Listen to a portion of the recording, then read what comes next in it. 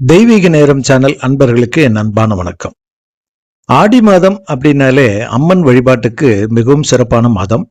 அந்த ஆடி மாதத்தில் வரும் முக்கியமான திருநாட்களில் ஒன்றுதான் ஆடிப்பூரம்.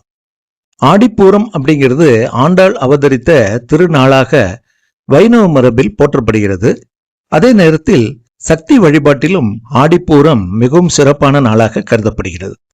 அது சரி, ஆடிப்பூரத்திற்கு ஏன் இந்த சிறப்பு? பூரம் நட்சத்திரத்தில் ஆண்டாள் அவதரித்ததாக நம்பப்படுகிறது. சிறு வயது முதலே ஆண்டாள் திருமாலை மட்டுமே தன்னுடைய மணாளனாக நினைத்து பக்தியுடன் வாழ்ந்தார். அவர் அருளிய திருப்பாவை மற்றும் நாச்சியார் திருமொழி இன்னும் பக்தர்களால் மிகுந்த மரியாதையுடன் பாராயணம் செய்யப்படுகிறது.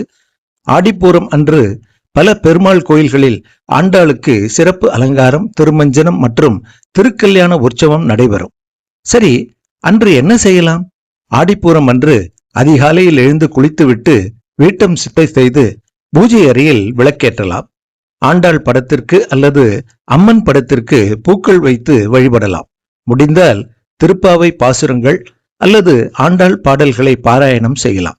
பெண்கள் வீட்டில் அம்மனுக்கு வளையல், மஞ்சள், குங்குமம், பூ போன்ற மங்கள பொருட்களை வைத்து வழிபடுவது சிறப்பானதாக கருதப்படுகிறது.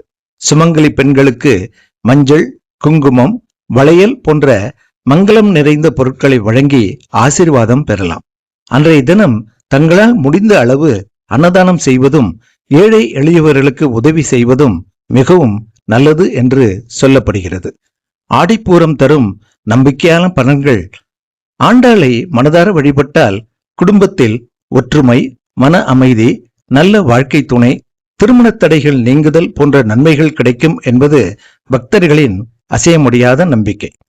முக்கியமாக ஆண்டாளின் பக்தியைப் போல இறைவன் மீது முழுமையான நம்பிக்கையுடன் இருப்பதுதான் இந்த நாளின் மிகப்பெரிய செய்தி. ஆடிப்பூரம் என்பது வெறும் ஒரு விழா அல்ல.